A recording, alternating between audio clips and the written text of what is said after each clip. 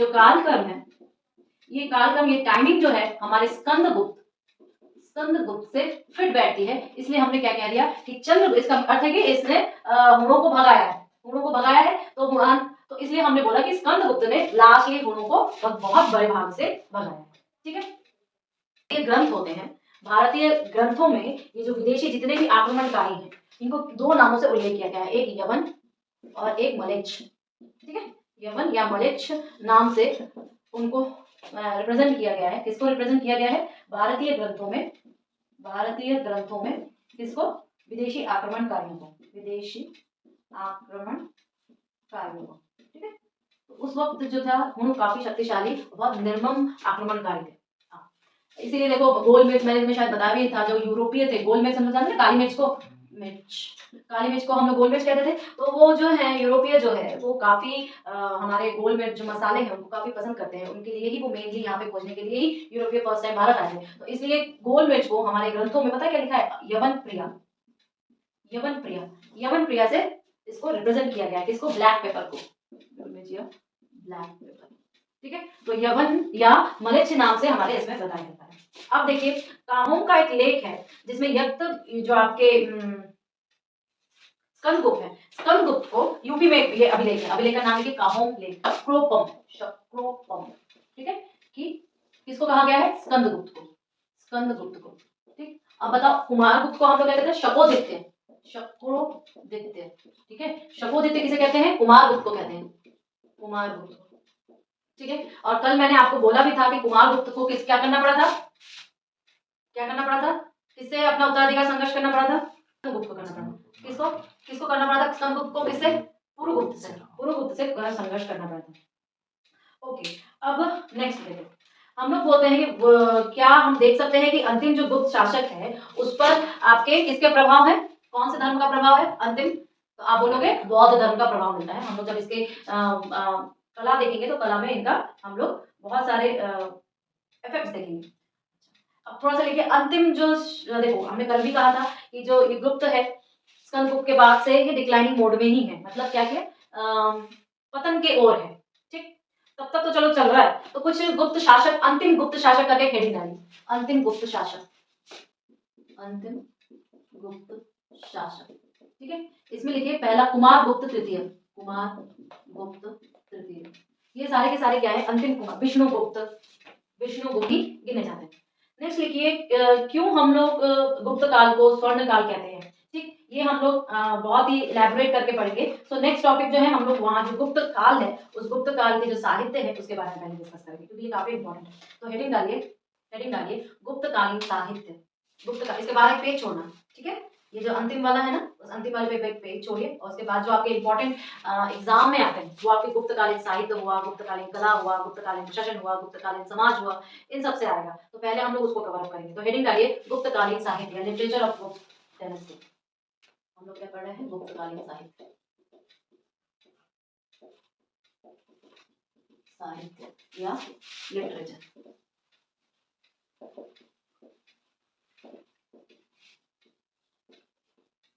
जिसमें हम लोग सबसे पहले, सबसे फेमस जो है आपके विष्णु शर्मा का क्या?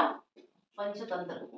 अभी पंचतंत्र हम जानते हैं इसमें कैसी कहानियां रहती हैं। ठीक है, और भी पंचतंत्र का जो फारसी अनुवाद था वो कब करवाया गया? मुगल काल में करवाया गया। तो हम लोग जब मुगल काल का साहित्य देखेंगे ना, तब मैं बताऊंगी किस बुक से है ये। ठीक है, तो आपसे अभी थोड़ा सा लिख लीजिए, पंचतंत्र का फारसी अनुवाद मुगल काल में करवाया गया।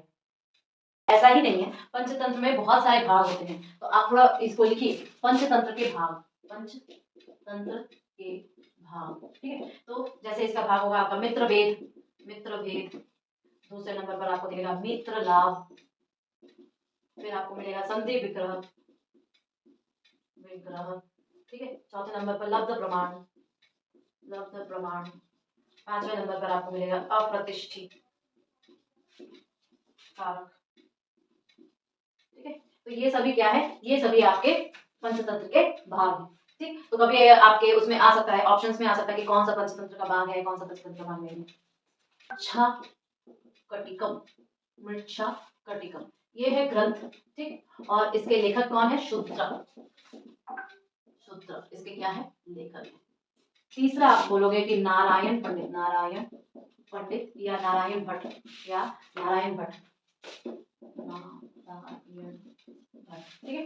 नारायण भट्ट का एक ग्रंथ है जिसका नाम है हितोपदेश, हितोपदेश, ठीक है। आप लोग जब संस्कृत छोटे क्लास में पढ़ते होंगे तब आपको ये चैप्टर आता होगा, छोटे छोटे इसके श्लोक करके।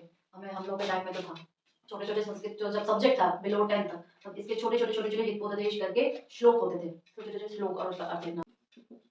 फिर वाघ भट्ट का अष्टांग संग्रह, अष्टांग संग्रह, ठीक, अष्टांग संग्रह इसका वाघ भट्ट का। और ये किसके ऊपर बुक है? चिकित्सा के ऊपर बुक है, चिकित्सा के ऊपर बेस्ड बुक, ठीक, चिकित्सा के ऊपर बेस्ड ये बुक।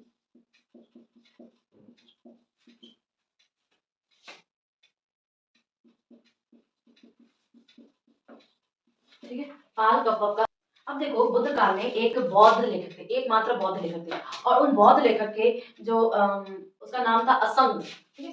आप छठवें नंबर देखो, एकमात्र बौद्ध लेखक, एकमात्र बौद्ध लेखक, बौद्ध लेखक का उल्लेख मिलता है जिसका नाम है असंग। अब असंग की आपके पास लिखा योगाचार, योगाचार, ठीक कि जो वज्जिका थी, वज्जिका, ठीक है, वो ऐसा अनुमान लगाया जाता है कि वज्जिका भी गुप्त काल की ही थी, ठीक है। तो एक महोत्सव है जिसे हम लोग कौमुदी महोत्सव कहते हैं। क्या महोत्सव कहते हैं? कौमुदी महोत्सव। इसको बस नोट बना के लिखना, कौमुदी महोत्सव, ठीक है। महोत्सव ये कब का है? गुप्त काल का है, गुप्त काल का है। तो बोला जाता है कि गुप्त काल में इस महोत्सव को वज्जिका ने लिखा। ये मैं संभवतः कह रही हूँ, संभवतः मतलब शायद। और ये एकमात्र आपकी महिला लेखिका थी, महिला लेखिका थी, ठीक है। गुप्त काल में सारे के सारे स्मृति ग्रंथ लिखे गए हैं, ठीक है, एक्सेप्ट एक, कौन सा? मनुस्मृति, ठीक है। मनुस्मृति जो है, जो काफी आप लोग चर्चा में रहता है, ये आपका मनुस्मृति जो है ये गुप्त वंश में नहीं लिखा गया, गुप्त काल में नहीं लिखा गया, ये शुंग काल में लिखा गया है, शुंग काल, ठीक है। तो सारे के सारे तो आपके स्मृति ग्रंथ इसमें लिखे गए। कौन कौन से स्मृति ग्रंथ? याज्ञ स्मृति, पार स्मृति, नारद स्मृति, कात्यायन स्मृति, ठीक है। तो कुछ स्मृति के नाम लिखिए। याज्ञ स्मृति,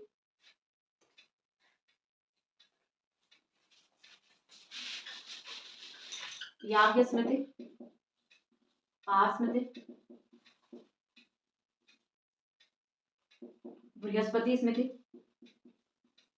ये सारे क्या है? स्मृति ग्रंथ हैं, ठीक है। और ये सारे के सारे किसमें लिखे गए हैं? आपके बुद्ध काल में लिखे हैं। कात्यायन स्मृति, नारद स्मृति, स्मृति और नारद,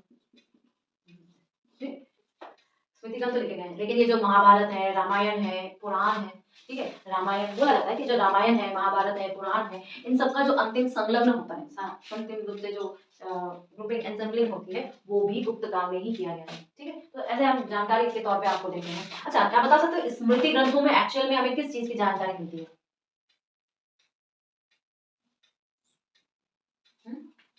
स्मृति ग्रंथों में एक्चुअली जो प्राचीन हमारा भारत है उसका समाज कैसा था, सामाजिक व्यवस्था और कानून, ठीक है, सामाजिक व्यवस्था और कानून कैसा होगा हमें इन स्मृति ग्रंथों में मिलता है, ठीक है।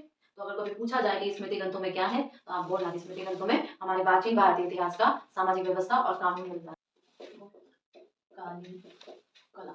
अब इस गुप्तकालीन कला को हम लोग तीन भागों में डाल सकते हैं, या तो वास्तुकला हो जाएगी, या तो आपकी जो चित्रकला है वो हो जाएगी, या आपकी संगीत कला हो जाएगी। तो आप लिखना चित्रकला, वास्तुकला या संगीत कला। तो what we are discussing? Art of Guptas era, art of Guptas dynasty, ठीक है। यानी कि आपकी पेंटिंग, क्या पढ़ा था कि समुद्रगुप्त ने कैसे सिक्के चलाए थे? वीणा प्रकार के। और मैं तब भी बोला था कि समुद्रगुप्त बहुत अच्छा एक वीणा वादक था। तो संगीत कला में आप ये लिख सकते हो ना, संगीत कला में ये पूछ सकता है कि समुद्रगुप्त एक बहुत अच्छा वीणा वादक था। अच्छा, देखो गुप्तकालीन आपको जो स्कल्पचर मिलेंगे या जो मंदिरें मिलते हैं, मंदिर की कितनी शैली होती है? या तो नागर शैली होगी, या तो द्राविड़ शैली होगी, या तो एक वैश्य शैली होती है जो कि आपके उत्तर भारत में मिलती है। द्राविड़ शैली होगी तो कहाँ पे मिलेगी? द्राविड़ शैली कहाँ पे मिलेगी? दक्षिण भारत में मिलेगी। नागर शैली कहाँ मिलेगी? उत्तर भारत में। देखो एक होती है वैश्य शैली, ठीक है, एक होती है आपकी नागर शैली, ठीक है, और एक होती है आपकी द्रविड़ शैली, ठीक है। तो द्रविड़ शैली जो है ये आपके दक्षिण भारत में है, दक्षिण भारत रीजन्स में मिलेंगे, नागर शैली आपको उत्तर भारत के रीजन में मिलेंगे, और ये वाले जो है ना मिक्स्ड, जो आपका उत्तर और दक्षिण का जो मिक्स्ड पार्ट है उसमें मिलता है। कौन सी? वैश्य शैली। ठीक। अब अगर मैं बोलूं कि भारत के सर्वप्रथम मंदिरों का निर्माण जो है, अगर बोला जाए कि भारत में सर्वप्रथम मंदिरों का निर्माण किसने करवाया, तो आप बोलना किसने? गुप्त काल में। ठीक है। तो हम ये जो शैलियां हैं एक्चुअल में ये मंदिर निर्माण की शैलियां हैं, टेम्पल कंस्ट्रक्शंस। ठीक है, मंदिर निर्माण वैश्य शैली कहाँ पे? शैली उत्तर और भारत दोनों में? हाँ, वैसा शैली आपको मिक्स्ड पार्ट में मिलेगा, मतलब उत्तर भारत में मिक्स्ड अगर कभी आपको कोई मंदिर निर्माण की शैली दिखाई देती है तो वो आपके उत्तर भारत में ही हो। क्लियर है? तो भारत में गुप्त काल को ही सबसे पहला बोला जाता है कि मंदिर निर्माण का स्टार्ट हुआ है। ठीक है। अगर अब बोला जाए कि गुप्त काल का सबसे प्रसिद्ध मंदिर कौन सा होगा, तो आप बोला देवगढ़। देवगढ़ में एक दशावतार मंदिर है, वो गुप्त काल का सबसे प्रसिद्ध मंदिर है। क्या? देवगढ़। देवगढ़ जो कि आपके ललितपुर यूपी में है, ललितपुर यूपी में है। ठीक है, ललितपुर यूपी में है। इसका दशावतार मंदिर, दशावतार मंदिर, दशावतार मंदिर सबसे फेमस और प्रसिद्ध मंदिर है किसके? गुप्त काल का। ओके, पंचायतन शैली में, पंचायतन शैली में। ठीक। और इसमें भगवान विष्णु का दशावतार किसका लेते हैं? भगवान विष्णु, भगवान विष्णु का अंतरशाही, अनंतशाही, अनंतशाही मूर्ति है। ठीक है, अनंतशाही मूर्ति यानी कि क्या? शेष नाग पे विराजमान, शेष नाग पर विराजमान। ठीक है, याद रखने वाली बात है कि शेष नाग पर विराजमान विश्राम करते माता लक्ष्मी के साथ हमारे पास ये जो मंदिर है इसमें स्थापित है ये मूर्ति। ठीक है, तो आप बता सकते हो कि वैदिक धर्म का प्रचार हो रहा है, सारी चीजें देखते हैं। नेक्स्ट देखिए, किसी भी अगर मंदिर बोला जाए तो उसका सबसे पवित्र भाग कौन सा हम लोग मानते हैं? उसका गर्भगृह मानते हैं। राजस्थान के ऊपर डिस्कस करते हैं, तो राजस्थान में गुप्त काल का सबसे प्रथम मंदिर अगर बोला जाए, राजस्थान हिस्ट्री में भी आ जाएगा ये आपका, राजस्थान में गुप्त काल का प्रथम मंदिर, फर्स्ट मंदिर, ये आपका झालरा पाटन में है, मंदिर झालरा पाटन में। ठीक है, झालरा पाटन मंदिर में सिद्धेश्वर मंदिर, क्या नाम है? शीतलेश्वर, शीतलेश्वर मंदिर। ठीक है, शीतलेश्वर मंदिर, ये मंदिर आपके झालरा पाटन में है, राजस्थान का सबसे प्रथम मंदिर है। अब जो ये मंदिर है ना, बहुत सारे मंदिर आपको, अधिकांश जो देखो, अधिकांश मंदिर जो गुप्त काल में बनते थे वो पत्थरों से बनते थे, बट हमारे पास दो ऐसे मंदिर भी हैं जो कि आपके ईंटों से बने हुए हैं। तो लिखिए कि गुप्त काल में ईंटों से निर्मित मंदिर, भीतर गांव का मंदिर और लक्ष्मण मंदिर, भीतर गांव का मंदिर और लक्ष्मण मंदिर। ठीक है, भीतर गांव का मंदिर, भीतर गांव का मंदिर और आपका लक्ष्मण गांव का मंदिर, लक्ष्मण मंदिर, लक्ष्मण मंदिर, ये दो मंदिर, ये वाला तो छत्तीसगढ़ में है। ठीक है, और ये वाला मंदिर जो है ये आपका कानपुर में है, कानपुर। ये दोनों मंदिर जो है ईंटों से बने हैं, ईंटों से बने हैं, ईंटों से निर्मित है। लेकिन ज्यादातर मंदिर जो आपके गुप्त काल के मंदिर होते थे वो आपके पत्थरों से बनाए गए रहते थे, याद रखना। ठीक है, इसको लिख लिया। झालरा पाटन में, राजस्थान में सबसे पहला कहाँ पे बना था? झालरा पाटन में बना। मंदिर में किस भगवान की मूर्ति है? तो आप बोलोगे हमें वहां पे कोई मूर्ति नहीं मिलती।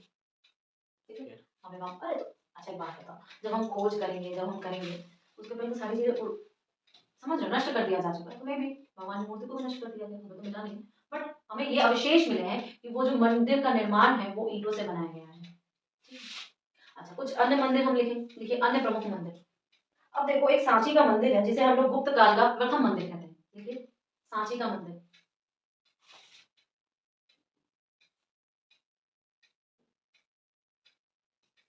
दूसरा है एरन व तिलवा का विष्णु मंदिर, एरन व तिलवा का विष्णु मंदिर। अब बताओ एरन कहाँ पर है? एरन कहाँ पर है? एमपी। अब हम एमपी। ठीक है, एक लिखिए नाचना कुठारा का मंदिर, नाचना कुठारा का मंदिर, ये आपके पार्वती का मंदिर है, ये आपके एमपी में बना, नाचना कुठारा, कुठारा, ये आपके एमपी में है। और किसका मंदिर है? पार्वती, पार्वती माता का मंदिर है। ठीक है, लास्ट देखिए भूमरा का शिव मंदिर, भूमरा का शिव मंदिर, भूमरा का शिव मंदिर। ठीक है, ये मंदिर आपका किसका है? ये मंदिर आपके शिव जी का है, शिव मंदिर है। ठीक है, ये आपका मूर्ति निर्माण भी, अगर आप बोलो मंदिर निर्माण या नहीं, मूर्ति निर्माण भी आपके सर्वप्रथम गुप्त काल में ही स्टार्ट हुआ था। तो और सबसे पहली जो मूर्ति हम लोग बोलते हैं वो कौन सी मूर्ति? विमूर्ति, वृमूर्ति। ठीक है, भारत में सर्वप्रथम विमूर्ति का निर्माण गुप्त काल में हुआ है, भारत में सर्वप्रथम विमूर्ति का निर्माण गुप्त काल में हुआ है, वृमूर्ति। ठीक है, हरिहर, हरिहर की मूर्ति और अर्धनारीश्वर की मूर्ति, अर्धनारीश्वर की मूर्ति। ठीक है, इन सभी मूर्ति का सबसे पहले निर्माण कहाँ हुआ है? निर्माण जो हुआ है आपके कहाँ पर हुआ है? गुप्त काल में हुआ है। ठीक है, क्योंकि लास्ट के जो गुप्त शासक थे वो बौद्ध धर्म से काफी प्रभावित थे, तो ऑब्वियस ही बात है बौद्ध की भी मूर्तियां हमें मिलेगी। तो चलिए सुल्तानगंज का जो यूपी में, सुल्तानगंज यूपी में, सुल्तानगंज यूपी में एक बौद्ध की ताम्र मूर्ति मिली है, बौद्ध की ताम्र मूर्ति मिली है, और बोला गया है कि ये गुप्त काल में काफी प्रसिद्ध बौद्ध मूर्तियों में से एक है। ठीक है, और एक आपका संग्रहालय है। ठीक है, कौन से संग्रहालय है? मथुरा में एक संग्रहालय है, उसमें बहुत सारे विद्वानों से प्राप्त जो पत्थर की मूर्तियां हैं, गुप्त काल की मूर्तियां हैं, सारी चीजें उसमें रखी गई है। कहाँ पर है? मथुरा में। ठीक है, अब हेडिंग डालिए गुप्तकालीन कला, चित्रकला, गुप्तकालीन चित्रकला। ये अजंता कहाँ पर है? महाराष्ट्र के औरंगाबाद में। पहला है आपका अजंता के गुप्त के चित्र, गुप्त के चित्र। ठीक, तो ये चीज आपके है कहाँ पे? ये आपके महाराष्ट्र में, औरंगाबाद, औरंगाबाद कहाँ पर? महाराष्ट्र में, महाराष्ट्र। ठीक है, अब इसमें एक एक करके सारे पॉइंट्स लिखिए। पहला बात तो यहाँ पर बौद्ध धर्म के चित्र से संबंधित है। ठीक है, तीसरे नंबर पे लिखिए। बौद्ध धर्म के चित्र। हाँ, यहाँ पर आपके बौद्ध धर्म से संबंधित, बौद्ध धर्म से 1819 में मद्रास सेना की एक टुकड़ी थी। ठीक है, 1819 में आपके मद्रास सेना, ठीक है, इस मद्रास सेना की एक टुकड़ी ने इस अजंता की गुफाओं का जो ये चित्र है वो खोजा, इसको खोजा, आपसे पहले इसको खोजा। दूसरा, उस समय भारत में अंग्रेजों के प्रमुख कौन थे? भारत में अंग्रेजों का प्रमुख कौन था? Warren Hastings. अंग्रेजों का प्रमुख वॉरेन हेस्टिंग्स। ठीक है, उसमें कौन? Lord Hastings.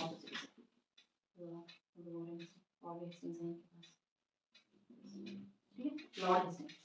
अब बाद में क्या है कि अलेक्जेंडर, एक जेम्स अलेक्जेंडर थे जो कि यहाँ के चित्रों को प्रकाशित करवाए। कौन? James Alexander.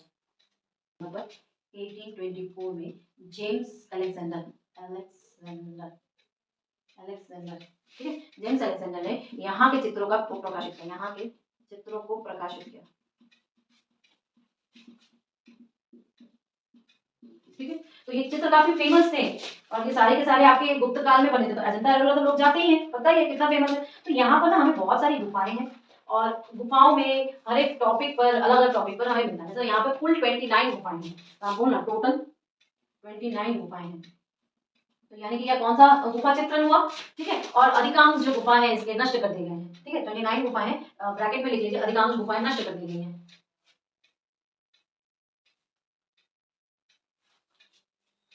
तो जो बचे हुए हैं वो है 1, 2, 9, 10, 16, 17।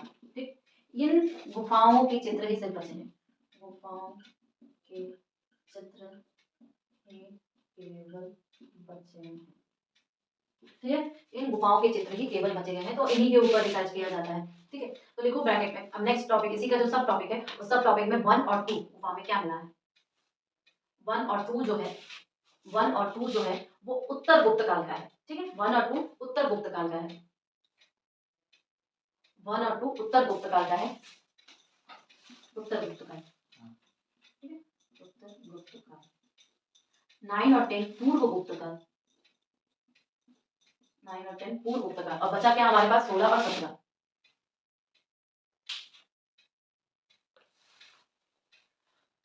अब जब ये उत्तर गुप्त काल और पूर्व, तो ये क्या बोला जा रहा है कि दूसरी से लेकर 7वीं शताब्दी के बीच में ये सारे गुप्तों का चित्रण अंकित हुआ।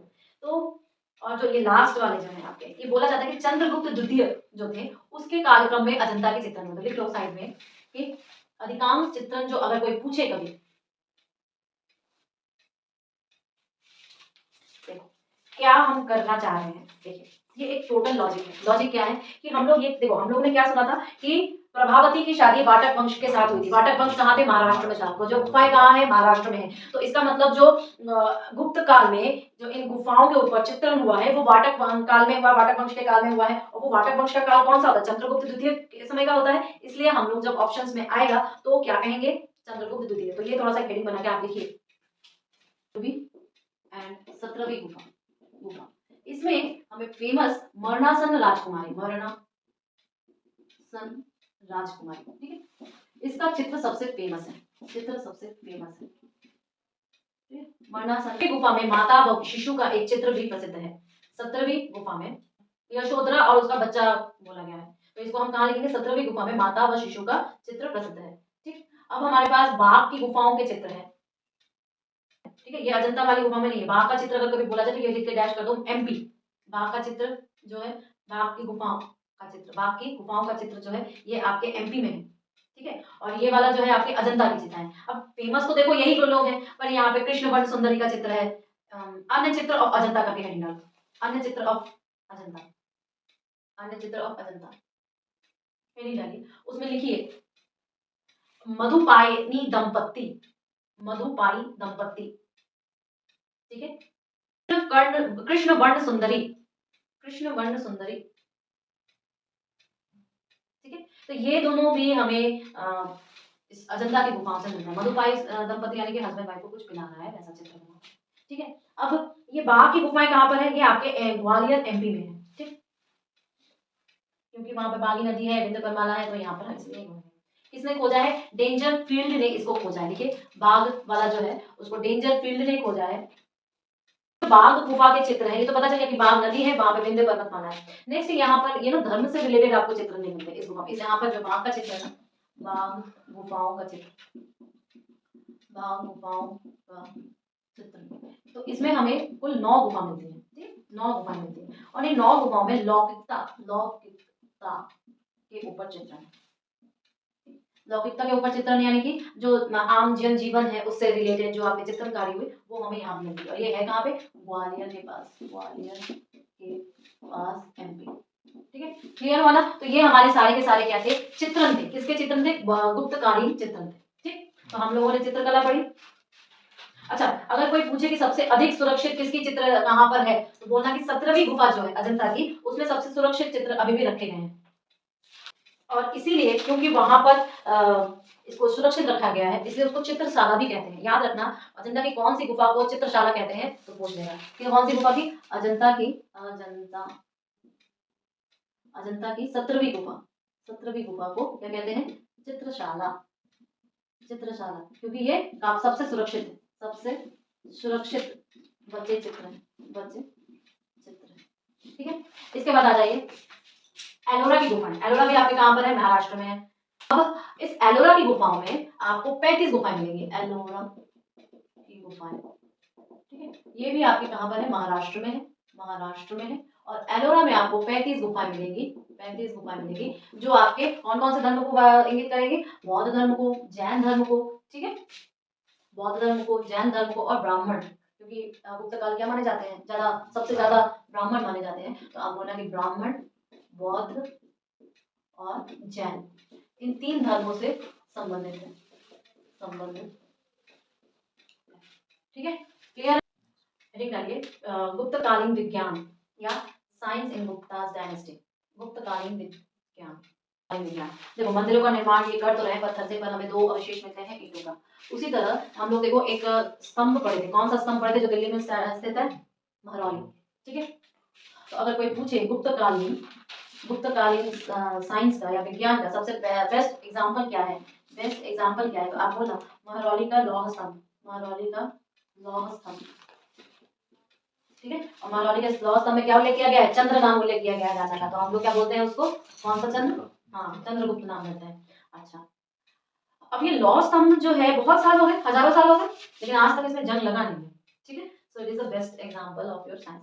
अब गुप्त काल के प्रमुख गणितज्ञ थे आपके आर्यभट्ट, आर्यभट्ट का नाम हम जानते हैं, तो ये आर्यभट्ट जो थे गुप्त काल के थे, आर्यभट्ट। ठीक है, आर्यभट्ट सबसे फेमस मैथमेटिशियन या गणितज्ञ, ये किस काल के थे? आपके गुप्त एरा के थे। ठीक है, आर्यभट्ट का जन्म कहाँ हुआ था? लिख लो थोड़ा सा। आर्यभट्ट का जन्म आपके पाटलिपुत्र में कुसुमपुर में हुआ था। ठीक है, आर्यभट्ट का जन्म कहाँ हुआ था? पाटलिपुत्र, पाटलिपुत्र यानी कि अभी का बिहार का साइड। ठीक है, पाटलिपुत्र के कुसुमपुर में आर्यभट्ट का जन्म हुआ और वहीं पे अपनी सारी शिक्षाएं प्राप्त की थी। आर्यभट्ट ने किस चीज की इंफॉर्मेशन दी थी? पाई की। ब्रह्मगुप्त, दूसरा नाम लिखिए ब्रह्मगुप्त।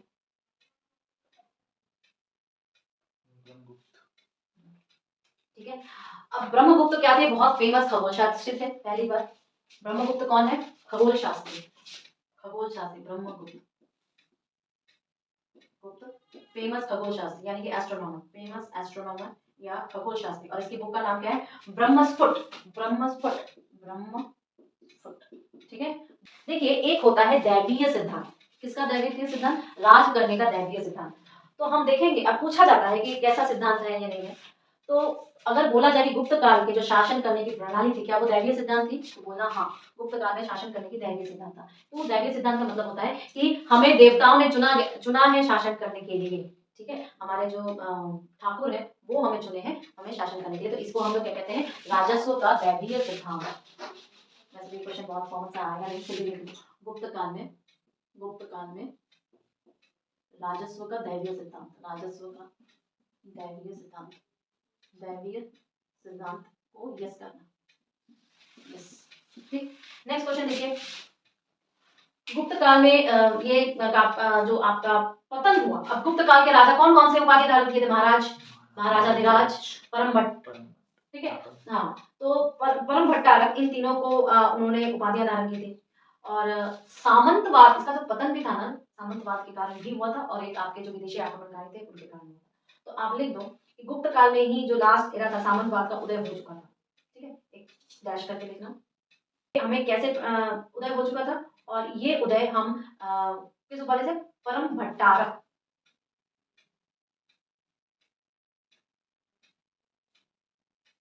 परम भागवत, महाराज, महाराजाधिराज और परम भट्टारक। ठीक, ये तीनों उनकी उपाधियां थी, इस नाम से राजा को बुलाया जाता है। तो ये तो सामंत था, ये फेमस, काफी ठोस हुआ, धीरे धीरे डिक्लाइन हो रहा है, तीन नामों से पता चला। तो परम भागवत जो नाम है, परम भागवत, क्या भट्टारक, जो भी आप बोलो, भागवत। तो इससे ये रिलेट किया जाता है कि सामंतवाद का उदय हो चुका है गुप्त काल से ही। ठीक है। हरिशेन की एक पद दिया गया था, क्या था उसका? हरिशेन संधि विग्रह, महासंधि विग्रह। तो अच्छा, और उस समय गुप्तों के काल में ना एक कुमार आमत्य करके पदवी होती थी। देखिए, कुमार आमत्य, कुमार रामत्य। ठीक है, कुमारामत्य जो है प्रेजेंट काल का जो आईएएस आप देखते हो ना, एक नगर को चलाने वाला जो कलेक्टर का मतलब प्रेजेंट काल का आईएएस है, वो एक अधिकारी है। दूसरा महासंधि विद्या, युद्ध को शांत करने वाला। ठीक है, शांत करने वाला कौन था? हरिशेन था। फिर आपको मिलेगा दंड नायक, दंड नायक। ये दंड नायक जो छोटे कोर्ट्स होते थे ना, उन कोर्ट्स में जो मजिस्ट्रेट होते थे, छोटे कोर्ट के मजिस्ट्रेट, मजिस्ट्रेट, हाँ बिल्कुल, बहुत सारे पद, वो काफी वो था। ठीक है, कौन सी प्रयाग प्रशस्ति लिखी थी ना उसने? हाँ देखिए, उसको ये उपाधि दी गई थी, उसको ये पोस्ट पद दिया गया था अधिकारी के तौर पे कि वो युद्धों को शांत करने वाली जो नीतियां होती हैं, डिप्लोमेटिक टाइप का। देखो, क्या गुप्त काल में जो पद थे वो वंशानुगत थे? पद थे, क्या वो वंशानुगत थे? तो आप बोलना बिल्कुल। हम लोग को उदयगिरी का एक लेख मिलता है, बताया था उदयगिरी का लेख, उदयगिरी का लेख, उदयगिरी का लेख बताया था, जिसमें दो लेख अभिलेख मिलते हैं। तो उदयगिरी का अभिलेख से हमें ये पता चल गया था कि जो पद थे गुप्त काल में, जो पद मिलते थे वो वंशानुगत थे, वंशानुगत हो गए थे। ठीक है, गुप्त काल में पद जो है वो वंशानुगत हो गए हैं। समझ में आ रहा है? तो हम और भी देखेंगे कि जो विकेंद्रीकरण का काल था, विकेंद्रीकरण का मतलब क्या होता है? डिसेंट्रलाइजेशन। विकेंद्रीकरण का मतलब क्या होता है? डिसेंट्रलाइजेशन। तो गुप्त काल में डिसेंट्रलाइजेशन स्टार्ट हो चुका था, यानी कि विकेंद्रीकरण स्टार्ट हो चुका था। उसमें कुछ पदाधिकारी वगैरह हम लोग देखेंगे कल की क्लास में, और हम ये भी देखेंगे कि उसका पतन क्या हुआ। पतन का याद रखना, दो प्रमुख कारण क्या है? सामंतवाद का उदय होना, और आपके जो विदेशी आक्रमणकारी थे उनका सामना ठीक से नहीं कर पाना।